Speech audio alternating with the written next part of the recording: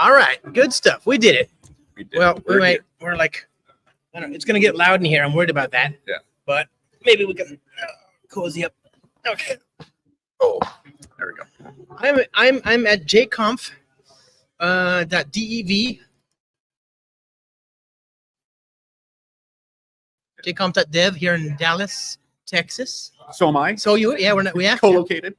And I'm joined today by Oracle developer advocate and my friend extraordinaire, Yes.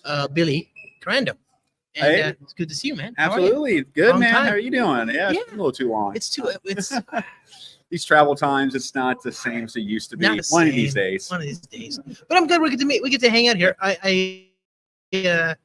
I'm used to like giving you bear hugs and then not having a chance to like sit and talk. So it's really good to see you. And actually fresh on the, because is this strictly speaking a Java? It's JConf. Yeah, right? it's Java. Yeah. I mean, it's not J. Java, of course. It's J. Yes. But- Trademark. Yeah, very important. But anyway, fresh on the heels of Java 23. Yes. Just last week. Just incredible. Not even 10 days old. Yeah, like Or maybe 10 days today. Yeah. Well, yeah. But so what you're saying is we're already so close to Java 24 that people shouldn't pay any attention. Yeah. I mean, we're on to 24 EA. Yeah, we're moving on. You know, the conversation is moved. But I mean, Java 23 is really good. I mean, it's, another iteration. Good. You know, every 6 months we get these incredible releases. Mhm. How do you keep up? You know, I guess that's the first thing, because is this a GA release or like Yeah, absolutely. Yep. Every release is a GA release. But is it an LTS? No. So when was the last LTS? LTS, the last one was 21, and then starting with 21, Oracle and then the other LTS vendors, they all kind of decided to go to a 24-month LTS cycle. So the next one then will be 25. Then. So 25. Yeah. Okay. So next year. Yep. Oh, yeah, that makes sense. Okay. Yeah. Mhm. Okay. So is that next year? That is next year. So 25 and 25. Huh. Okay. Well, anyway, yeah, that's actually great. Actually, I mean, good job. Well done. Yeah. Good job, everybody. And by that point, it will, the lead. Yeah. On Java 8, because I ran a poll this morning. Yes. I asked people on the Twitters what they thought the most impactful release of Java was beyond 1.8. That 1.0 was, and I couldn't list all of them in these polls, right? And I asked 1.2 because that had collections, it had swing, which if you didn't have swing before and you had to use aught, that was a big deal. It had what else did it have? It had anonymous. There's Java 1.1 actually had anonymous inner classes. Yeah. You could do like new foo parentheses curly bracket. Yep. Java 5 2005 that came out that had enums, generics, annotations. That was a big one, right? Java 8 lambdas, streams, right? Java 21, which to my mind, if you're just poking your head out from the rock of Java 8 and you're looking at Java 21, you've got var, multi-line strings, pattern matching, smart switch expressions, records.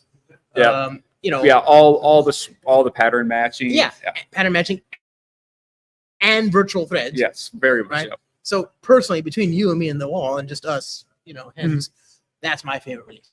Java 21 is ridiculous. I cannot believe that was one release.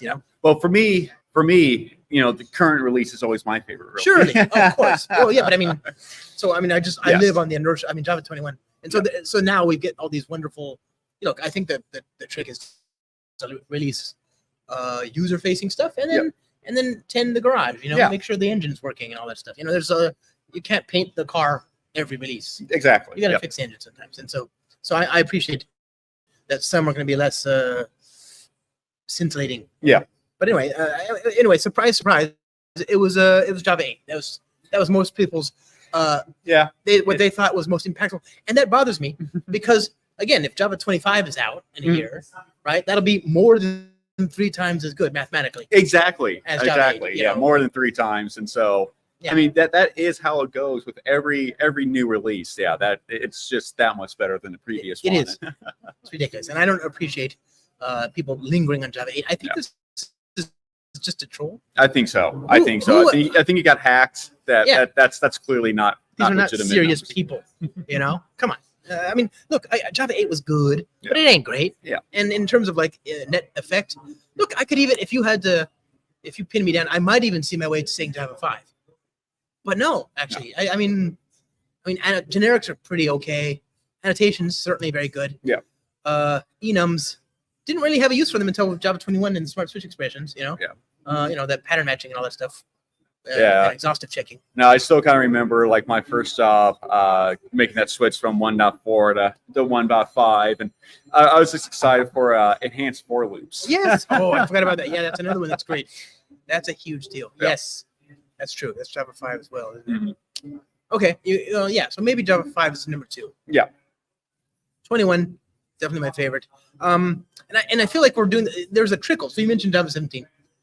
Java 17 introduced was it a long-term support? Long-term. That okay. was. Yeah. So that was a trickle. It was a convergence of a few things that, again, if you hadn't paid attention and you were just emerging from the rock of Java 8, poking your head out from underneath that rock, you would have seen for the first time var, multi-line strings. Yep. Some records. Yeah, exactly. Yep. So there's some nice features there. Yeah. But again, I think we're kind of gearing up now. We're in another recessionary period where there's going to be a trickle of preview features. Yeah. Well, we have it's more than a trickle. It's a lot of preview features. Yeah. It's more of the getting those features in finalized is going to be what's going to be exciting because understandably most I think in a few years we'll have another Java 21 or another Java 5, because I can see all these preview features and there's some really exciting ones. Oh yeah, very much so. Right. Oh. So can you tell me, well, first of all, what is, I don't know, one of my favorite features in Java 23 obviously is Markdown. Oh yes. I'm sure that we were just getting so much feedback from the community. It's Twitter poll after Twitter poll saying we need Markdown in JavaDoc. But yeah, that's really, I guess, about the only final feature that came in. Major final feature that came user facing. User facing, yes. The engine got tuned. Yes, the engine always gets tuned. But adding Markdown to JavaDoc, and of course, JavaDoc uses HTML. HTML isn't exactly the most eye friendly to read. No, so and also I don't know what is I can't use SVG. Yeah. I can't use. I don't know. Do tables work? Yeah, I think those do work, but I don't know what works. It's not even the full HTML. So I always found myself sitting there should I be opening Dreamweaver? What should I be doing with this? Whereas with Markdown, because I get obsessive. This is why I don't use Word documents. Yeah. Like Microsoft Word. I don't use word processing. And the reason is because if I don't know exactly what I'm going to type and I'm not ready to dump it on the page, I'll fiddle with the font and I'll just get squirrel. So Markdown is great. I just write the thing. If it needs to be emphasized or italicized, I know exactly what to do, put an asterisk or underscore, and I'm home free, right? Yeah. And even every links are actually nice again, and quick and. Yeah, no, and especially also probably formatting of code would be much better because to do the proper formatting of code, you would have to have your tab blocks and all the markdown. Oh yeah, you've got backticks. Yeah. Oh yeah, that's really good. So. And I can still use at code and at link and all that stuff. Yeah, you'll be able to use it. Yep. Yeah, I haven't done too much with the syntax on it yet, so I'll have to actually go on specifics. But there's a few areas I hear that aren't quite fully supported just because there are limitations when it comes to Markdown compared to HTML. But for the vast majority of feature, cases, not a bug. Yeah, exactly. Yeah. But for the vast majority of cases, Markdown should handle it. And then, of course, obviously, it'd be much easier to read when in browser. I mean, all of this is really in browser as far as what's going to be produced. Yeah. Will all look, the same. But do I do the stars and stripes, or can I do //? Yeah, for the Markdown. Yeah, for the JavaDoc Markdown. So yeah, it's triple backslash to start for every line. / or backslash or whatever. Bottom left, top right. Yes. So or no. Yes. Yeah, bottom left to top right. Yeah. Okay, so that's gonna be a // Yeah, so those are I do 3 of those. Yes. That's cool. I can actually do a JavaDoc comment without doing the stars and stripes style. It's neat. That's a really cool feature. Yeah. Okay, so tell me about. I have questions. Where are we? What are some of the interest? I have questions like Loom. There was 3 tranches there. We got virtual threads a year ago. Arguably the single most important feature Like I don't know Absolutely. I don't know what they could have done to make Java more relevant. Yeah. In one single swoop, in one fell swoop, you know, and that was it. That to me is like, oh yeah, magic. And then we got 2 other things coming up. Yes. In that we also have Valhalla, which is ongoing. We have vector stuff, vector API, SIMD support. We have so we have a file stuff. I mean, I just want to know where all these things are. You know? So yeah, I think as far as immediate features coming up, some of them will probably be delivered with Amber. That's like the language features. So like as we were talking about, like var and record and all the pattern matching, that's all under Project Amber. Probably the next one coming from that is primitives in pattern matching. So like right now, if you had like an integer or something that you wanted to work with, instead of being able to use int, you would be required right now to use integer, like the full Autobox class. Wait, like if X instance of int? Yeah. Yeah. So you need to use the integer class instead. But with pattern matching for primitive types, we'll be able to use a primitive actually. So I can say in the future, I'll be able to say if X instance of int? Yeah, or just no, not instance. Instance of ints. Yes. Or is it only in Switch? But definitely at least within Switch, you'll be able to use. Okay, good. Things like int and stuff in it. So there's that. And let's see. I think I'm trying to think what else with that. I mean, we're also working on improving learning process for. Oh, that's right. Flexible constructor bodies will also probably be GA pretty soon here, so you can have statements before super. Okay, so that's a really neat thing because. Like right now, in order to do something, you have to call. Okay, you have a constructor. You need to call super because the class has a non-implicit super constructor. And I might want to set up some state to provide a default value to one of the parameters. Yeah. Right now, to do that, I have to make a static method. Yeah. Within like a super call. Yeah. Within the class, and then I can compute that state, and then as I call super, passing in the static method. Yeah. The call to the result of the static method invocation, right? And it's not impossible, but it is a little like if you're looking at that code and you're a first-time Java programmer, you're gonna be like, why is this happening? What's going on here? Why am I doing this? Why is it static? Yeah. You try and make it not static. Yeah. And then you have instant, and you know, it'll help you if you have an instant state, you know. Yeah. So you get all sorts of confused. So what is this? Yeah. So exactly is to where you can have statements for super instant statements and stuff like that, to where you could provide initial values to like fields that are within that subclass. There's also you can also have any sort of statement. So like if you look within the JEP, like one of the examples they use, it's a bit of a contrived example where they have like. So like there's big integer, and they're like imagine like extending like positive big integer off of big integer to where, of course, like the only value could be positive within it. Okay. And within like the example, like before you could do flexible constructor bodies, like what we just talked about, you would have to have like a static method to where you can check to make sure like the passed in value is greater than 0, so it's only positive. You would do that, but now you could actually have like a proper if statement before to say like only if this is positive. So it allows you to write it like you could anywhere else within Java code, whereas you want to have to create like an arbitrary static method. That is super good. Okay. Yeah. That's going to be just like a nice little quality of life improvement, right? And I noticed that there's like that actually there's a talk that I confess was a little over my head, or maybe I should have just focused a bit more on it. But there was a Java language summit, JVM language summit talk on like what the implications for lifecycle. You got pre-main, you got super. I don't know. It seems like they're trying to like sanitize lifecycle here.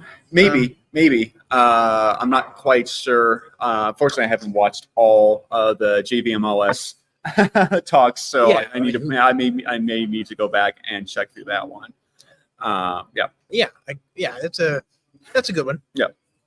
Thank you, Umbu. See, he's in team latest is greatest. Thank you. Yeah. Absolutely agree. Yeah. Yeah, latest is greatest. I'm surprised more people didn't respond as such to the poll. That I think reflects a failing on our parts as Java community, enjoyers. Absolutely. We should be advocating for it more broadly. Everyone should be on 23. 23 or don't talk to me. Yeah. There you go. It's the 23. Don't talk to me. Yeah, I think that's fair. Yeah. Okay. So okay. Super. I can have statements before the super. Yeah. During that, I guess in the few, I couldn't access a protected field, obviously, from the parent class. No. Before the super call, right? No. You can only reference and initialize fields that are within that subclass before super. Okay. Yeah. Oh, I can initialize them though. Yeah, again, only statement or only fields within the subclass. So, if there's a class within the super class, you can initialize it before the yeah. But I can say private int x semicolon, and then in the constructor I can do x dot x. This dot x equals 5, and then I can call super. And if I had a polymorphic method that was called get x, and it was abstract in the super class, and in the subclass it returned this dot x, would the super class be able to? It should see that value. It should see that value then. Ooh, that's trippy. Yeah. So the class, okay, yeah, sure, that makes fine. That makes. I'm sure it's fine. I'm sure it's fine. Yeah. I haven't seen a computer explode. Yeah. From doing this yet, so it's. Just don't divide by 0. No, or cross the streams. Yeah. So okay, good. So that's good. I mean, it really is. I mean, this is one of those things, especially since we have only one parent type. Yeah. I mean, this is one of the things I never quite understood. If you have diamond inheritance as you do in C++ and the like, then yeah, I would understand being very, very persnickety about calling super and in order and all that. But we don't. No. It's a known quantity. We know exactly single inheritance. Yeah. Yeah. So it's a blessing here. Yeah. Give us the flexibility. That's good. That's a nice big feature. Okay.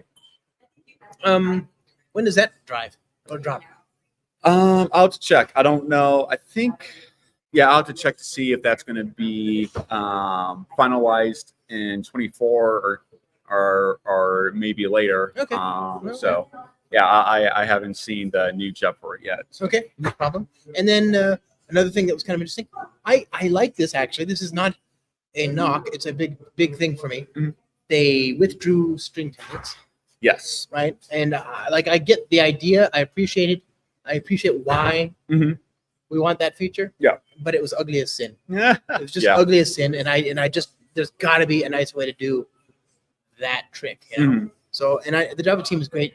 They're really serious about taking input, refining it until it works for everybody. Yeah, absolutely. Yeah. So as you mentioned, the string templates that was withdrawn in 23, and that was a result of both feedback from the community that there was not. And this is what you want, by the way. Yeah, no, this is it's much better because you know what happens when you get something shoved down your throat from an ivory tower. Yeah, serialization. You get Java serialization. You get EJBs. Neither of which are particularly great. No. And by the way, one of which depends on the other. Who knew? Yeah. Yeah. So it's better to get this feedback now than get it out there and then find out and then this sucks. Then have to drag it around for another 30 years. Yeah. Like serialization. Exactly.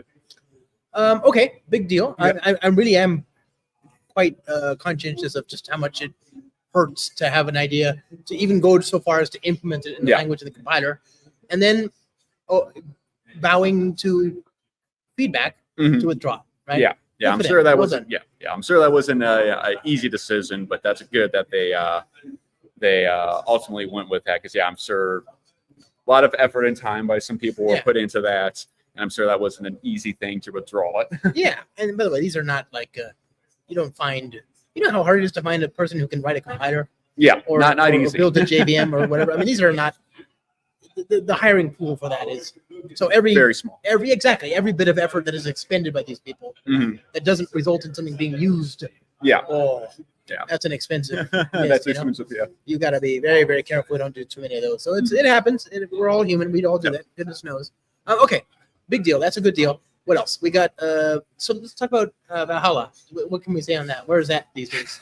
And what is it, first of all? So Valhalla is about changing the, it's about healing the rift between reference types and primitive types. Yeah. So like primitive types, like they don't have identity or reference, and so that makes them so they can be much more dense.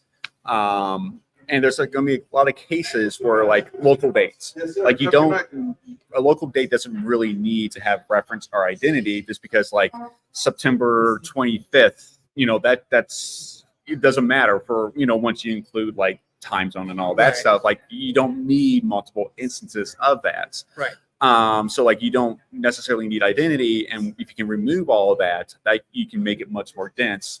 Right. So the JVM could internally memorize it. Like string pooling. Yeah, or just like it just be like an int, like just 100. Like you don't need multiple instances of 100 within your system. You just obviously need one, because that's just a constant. Yeah, it's a constant. So yeah, there's that aspect of it. Now I'm blanking some others, but yeah. So it's about changing the memory model. As far as the timeline, I'm still not sure. Just because that's obviously going to have such a substantial impact. But imagine the performance opportunity. Oh, absolutely. I mean, it's going to be huge. Or not huge. That's the point, right? Like yeah, exactly. It's going to be small. No, and I mean, it's also so small. a really important story, because it's probably like one of our 3 leg stools when it comes to improving our AI story. So like, obviously, like there's an AI story where using APIs like Link4j or Spring AI to communicate with like existing models, but like right now Java isn't really used for writing AI models just because of memory overhead reasons. And you mean like if I want to work with integer objects, if I want to work with lots of ints, it's critical to make sure that they at no point ever get turned into integers. Yeah, and that's hard to do at the moment. Is that what you're saying? It is hard to do. Or if there's other memory objects where they could exist where you don't need identity for them, like you can't really do that right now. So just the amount of memory required compared to other languages is much higher for Java. So Valhalla is going to improve that. Then there's also going to be Babylon, which allows the usage of the GPU. And then there's also Panama, which is interacting with native libraries. So the Panama story is more mature, except for the vector API, which is waiting for Valhalla. But kind of once those 3 stories kind of get more mature, you could actually see Java perhaps being used to actually implement and write AI models. But I believe also graphics. I mean, just imagine. Yeah. I mean, you want anything where you're dealing with lots of polygons, lots of matrices of numbers. It would be cool to see Java doing that, because it's already in terms of like, I want to iterate over a loop or something. In terms of like control flow and speed of execution, it's already up there with C and C++ and the like, So it's just now a matter of like, how quickly can I handle numbers? And if I have to involve the garbage collector in dealing with numbers, well, that's not good. That's not good. I want that to just be numbers, Yeah, great. That's really good. Yeah, absolutely. Well done. Okay. So that's cool. That's on, and I know people. I saw again. There's a Java JVM language summit video where they talked about that. And it was, I think Brian Getz, Java language architect. Yeah. Brian Getz. He explained basically that this is something that's been on their minds and in for 10 drafts years. For like 10 years. Yeah, exactly. Like, whoa, 10 years. That's a journey. I believe that's maybe the title of his talk, or there's at some point in the slide in his talk in JV on my list. It's like 10 years. Like, what is it taking? But again, this is their sort of again, they're very conscientious of just how hard it is to do something big, also retaining backwards compatibility. Yeah. Okay. And then finally, where do we end up next? We have virtual Loom. Yeah, so I think Loom is going to be like the next biggest feature. Our structured concurrency and scope value is going to be the next really big features that are going to have substantial change on how developers approach with Java. Okay. And it's kind of funny. So I recently started a new talk called Illuminated Java, which is obviously based upon Project Loom. But like as I got a bit more into it, I kind of realized that actually when these features become finalized, that your code will become like, it's going to be introducing a new coding models. Like your code could actually really become illuminated. Like it's going to be a noticeable change. So the the primary feature, at least how most Java developers would be interacting with it, would be structured concurrency. And so like writing concurrent code right now in Java isn't particularly easy or pleasant. No, there's only one person that knows how to write effective, safe, multi-threaded Java code. Yeah. And I don't know who it is. It's not you. Yeah, it's not me. Definitely not me. Yeah. But there's got to be somebody. That's my favorite, right? Yeah. It's the ultimate foot gun, right? Yeah. So like there's like about three major issues right now when running concurrent code. So like the first issue is that first, like I guess from a readability perspective, it usually takes a real hit when it comes to readability of knowing where like to start and end the code is. Then there's the issue of error handling. So like what happens when errors occur? How do you handle it? Getting the error out from like the underlying concurrent code that's being executed. Debugging is also not great. So there's not a great relationship between the parent thread that kicked off the subtask. So like if that parent thread passed in a null value or something like that, or Johnny drop tables, tracking that back to Little Johnny drop tables is difficult. And then also the final one is also like cancel propagation. So I guess I went 4 instead of 3, but yeah. So like let's say you have like 4 or 5 concurrent tasks, and one of them fails, and you need all those tasks to succeed. Well, you have to wait for all those tasks to still complete before But then you're just going to discard all the results because one of them failed instead of just the first one failed, then cancel everything else. So structured concurrency seeks to address all those issues. You would have like a structured task scope where you set up with like a try with the resources, right? And then within that chunk, you would then fork the separate subtasks that you want to have execute, and then you could have different policies of all successful or throw, any successful, and just wait all, and so on. You can even implement your own custom policies. So you have that to where, if one of them fails, then cancel everything, or if the first one succeeds, then take that result and cancel everything else. Then also there is a relationship between the parent thread and then the subtask that kicks off. So again, if you need to do that debugging purpose, you can do that.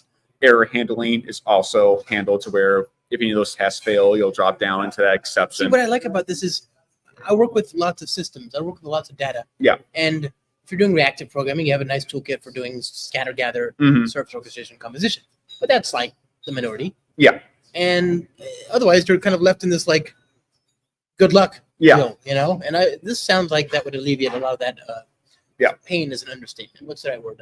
No, pain. Yeah. Exquisite agony. I don't know. Yes, very, very much so. So yeah, I mean, it's definitely something that I think the net of it is that Java developers would often avoid writing current code if they could, just because of all the issues. Like you would have the juice would really have to be worth the squeeze. Right. And now the thing with structured concurrency is like it's making it much easier. It's just like if there's any opportunity to write concurrent code, you probably be able to take it with structured concurrency whenever it gets and it's just there in the JDK. Yeah, exactly. It'd be right there. You've got the primitives. Okay, I like that. And I think it's one of those things where a lot of people don't do it right now because it's so painful. Yeah. But if you build it, they will come, right? Yeah. Maybe you build it and more people will be so inclined. Yeah. So I think one thing I would like to say is that there is a major change to API coming in 24, but we're definitely looking for feedback. So if there is areas within your code where you could be using, or either already writing concurrent code or you could be writing concurrent code, definitely give it a shot. Maybe if you can find it, working with it in like a test environment, or if you can do canary deploy and do it out in production somehow, then that feedback would be very much appreciated. Nice. Okay. Yep. So is that GA in 24 or is that just a preview? It will still be preview in 24, but like I said, we're looking for that. We need that feedback just to make sure that we're getting it, all the primitives, all the concepts right, that API right. Yeah. I'll take a look. I dig that kind of stuff. Okay. And then scope values. What is that?